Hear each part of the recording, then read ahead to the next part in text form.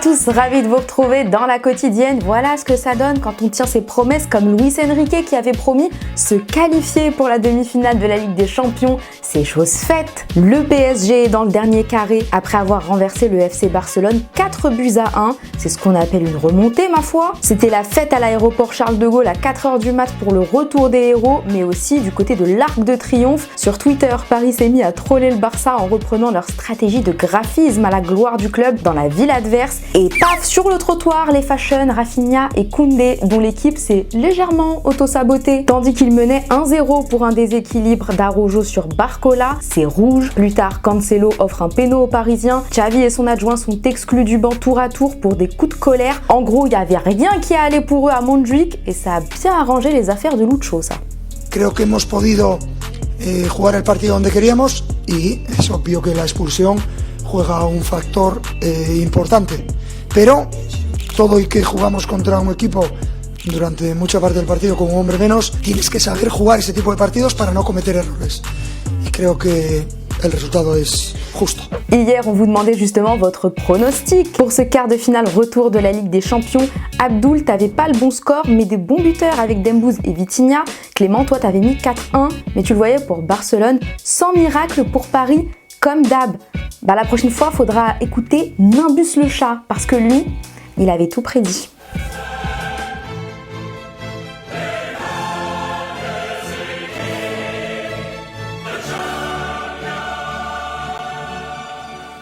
Bon, parlons des prestats individuels, à commencer par celle de Kylian Mbappé. Il nous a claqué son doublé et dans l'histoire de la LDC, seul CR7 a inscrit plus de buts à l'extérieur que lui dans la phase à élimination directe. Lui qui avait, selon certains, je cite, décidé de rester sobre offensivement. Deux autres joueurs ont brillé à l'aller comme au retour, c'est Vitinha et Ousmane Dembélé, l'homme du match qui a pris sa revanche sur son ancien club, tout sourire dès qu'une caméra était sur lui. Et il avait assuré ça à Malik Bentala en amont de la rencontre. En DM, l'humoriste a posté une story dans laquelle on voit le français lui dire « on va leur faire le coup » dans les règles de l'art. Alors je vous pose la question du jour, quel est votre top et votre flop de cette équipe du Paris Saint-Germain sur cette double confrontation face au FC Barcelone? Vous nous dites tout, vous justifiez votre réponse et demain on sélectionnera 2 commentaires. Les fans franciliens, eux, ne s'en remettent pas à l'image de ces deux-là, qui étaient comme des oufs sur PSG Fan TV. Ils ont même fait leur mea culpa, mais qui ont-ils préféré hier soir comme joueur?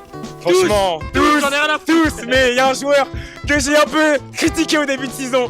Vitinha, il est tellement fort aujourd'hui, c'est un milieu de terrain de classe mondiale et franchement c'est magnifique. Dembélé. Et il se faisait critiquer, ça lui a acheté des bananes, bande de racistes. Rentrez chez vous, il n'y a pas de racisme ici. Pardon à vous, les fans du PSG, mais la meilleure supportrice, ça reste Carole Cabrino, l'épouse de Marquinhos. Elle est à ça de devenir ultra, elle. Paris est tous ensemble on sautera. Cet amour que n'importe quoi, qui ne cessera jamais. Sans transition, et je vous jure qu'hier il y avait un autre match, oui c'était Dortmund face à l'Atlético de Madrid et l'adversaire du PSG en demi, eh bien c'est le Borussia qui a aussi opéré sa petite remontada en sortant les Colchoneros grâce à un 4-2. Deux clubs espagnols éliminés la même soirée. Attention au Real ce soir, seul espoir restant aux Ibériques qui se déplacent sur la pelouse de Manchester City. 3 partout à l'aller, je vous le rappelle. Alors on a demandé à Mr Ancelotti s'il avait prévu une surprise dans sa tactique. Toujours beaucoup d'humour dans ses réponses, Carletto.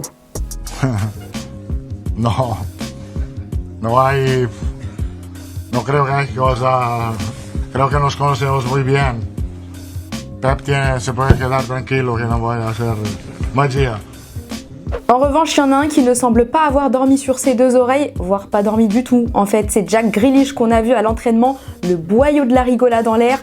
Il devait avoir les restes de la soirée de la veille.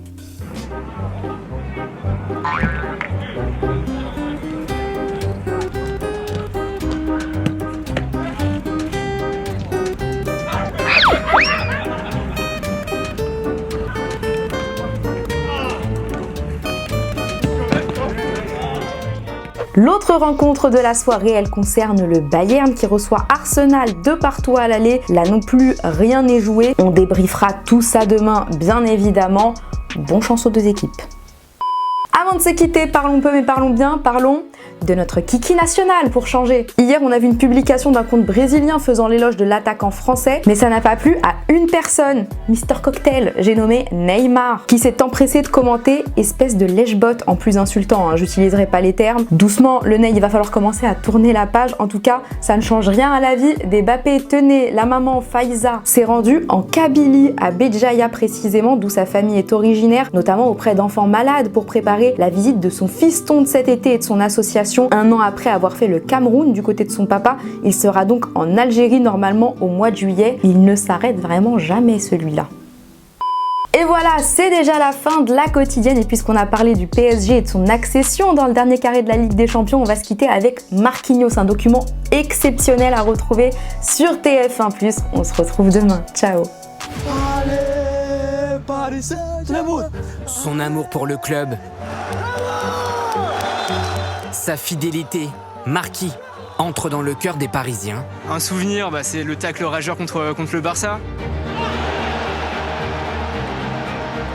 Marquinhos, c'est Paris.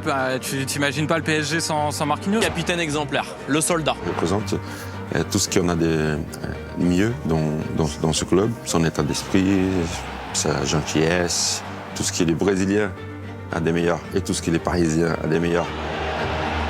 Il respecte l'institution, il respecte les supporters, et puis lui fait partie de ces joueurs que j'aime pour cela aussi. Les saisons passent, le défenseur s'affirme, prend des responsabilités, décisif en quart de finale, lors du Final 8 à Lisbonne, en demi aussi. Il connaît face au Bayern Munich son unique finale de Ligue des Champions.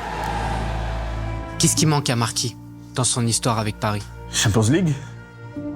Pour moi, la Champions League. J'imagine lui en train de lever la coupe. C'est son plus grand objectif dans sa vie, je crois, dans sa carrière. Je sais pas si c'est un rêve, c'est pas trop loin pour être juste un rêve. Ouais, particulièrement parlant, c'est mon grand objectif. C'était votre programme avec Winamax. Winamax, le plus important, c'est de gagner.